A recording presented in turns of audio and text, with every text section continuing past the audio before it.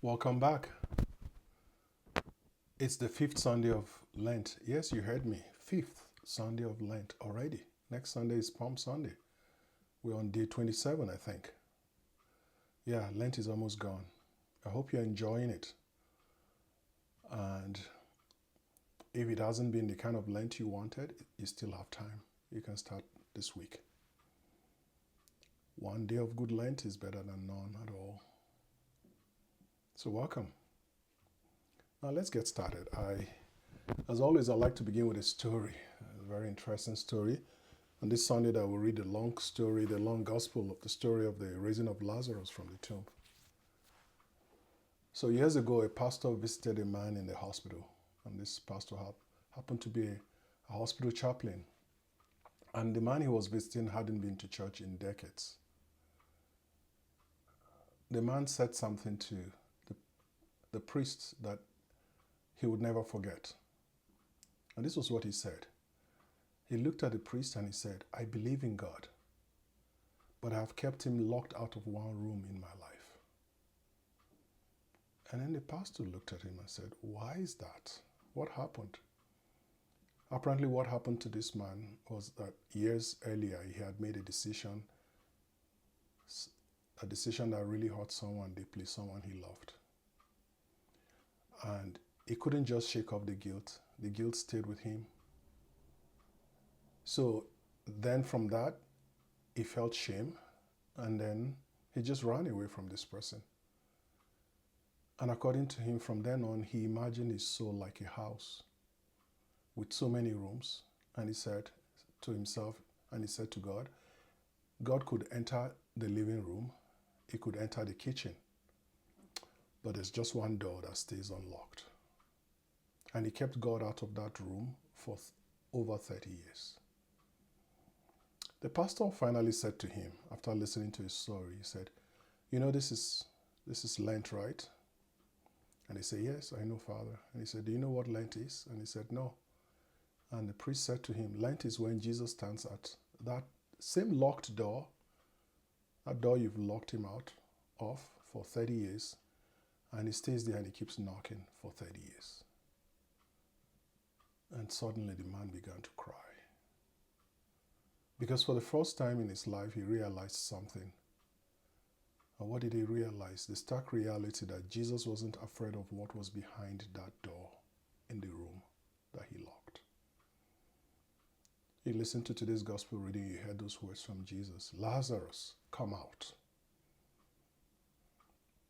Exactly what happened in today's gospel reading. Jesus walked straight towards the tomb of Lazarus. He walked to the place everyone else avoided. And he goes there and he says, "Take away the stone." Now, applying this to our lives, the story of Lazarus and the story I just shared with you, if we want to be honest with ourselves, be vulnerable for once, we know sometimes we carry tombs in our own lives. And those tombs may be sins we have hidden, things we've done in our past that we'll never let anyone know, relationships that have gone south and they feel dead,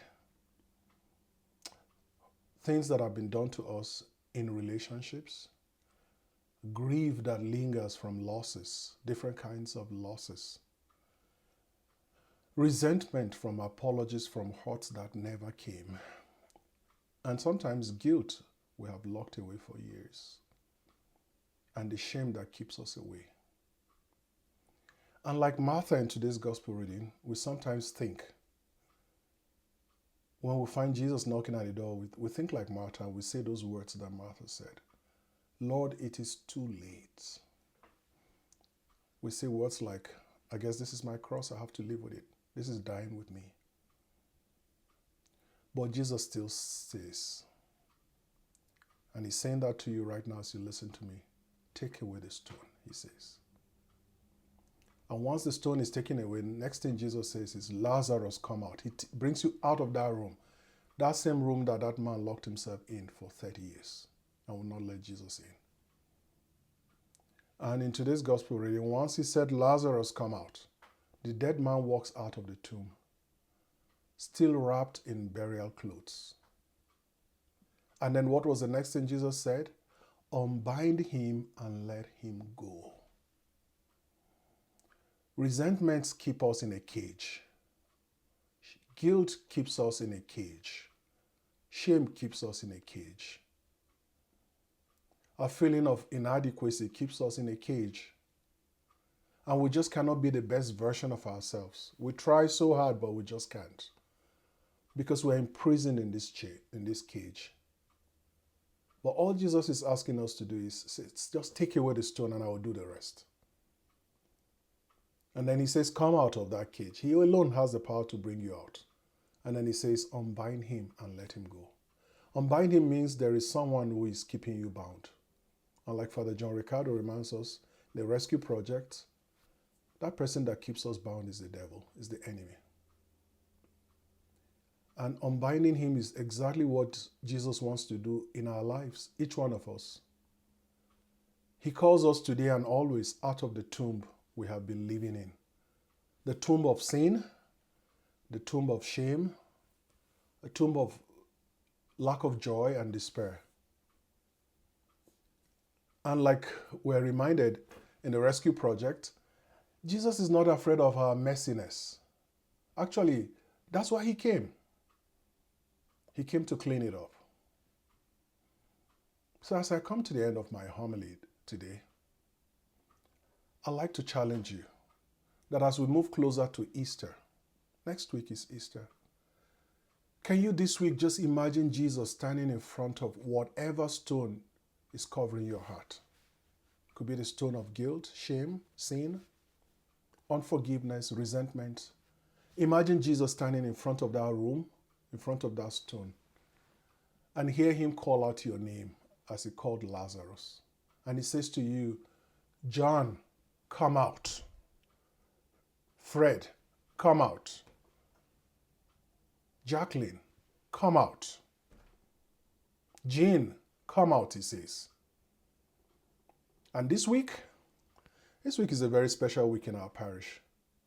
Because this week, we get to experience something that is very unique. Unique in the sense of a place where Jesus himself does this work of lifting us out of what binds us. This week, Friday, 5 p.m., 27th, to Saturday, 28th, 5 p.m., Jesus is going to be present on the altar in the Blessed Sacrament for 24 hours, from 5 p.m. of Friday until 5 p.m. the next day. And I just want to challenge you, just come this week. Last year when we had this similar event at 3 a.m., unbelievable, we had 50 people in the church chanting the Divine Mercy Prayer. You want to be part of this army? And why do you need to come? Because that's the place where Jesus washes away your mud. And so for 24 hours this weekend, he'll be standing at the door waiting for you. What about considering just coming? Maybe it's half an hour you have to spend. And it's 24 hours. So if you can't come in the morning, you can come in the evening. If you can't come in the evening, come at night. And you can bring your kids. We have places for them that will make them, and things for them to do that will keep them occupied and comfortable. Come and spend time with Jesus this weekend. Come and spend time with him that can bring life to what is dead in you. I'd like to remind you that the message of Lent is simple. That there is no tomb that is too sealed. There is no stone that is too heavy. And there is no life that is too far gone. For when Jesus calls your name, life begins all over again. God bless you.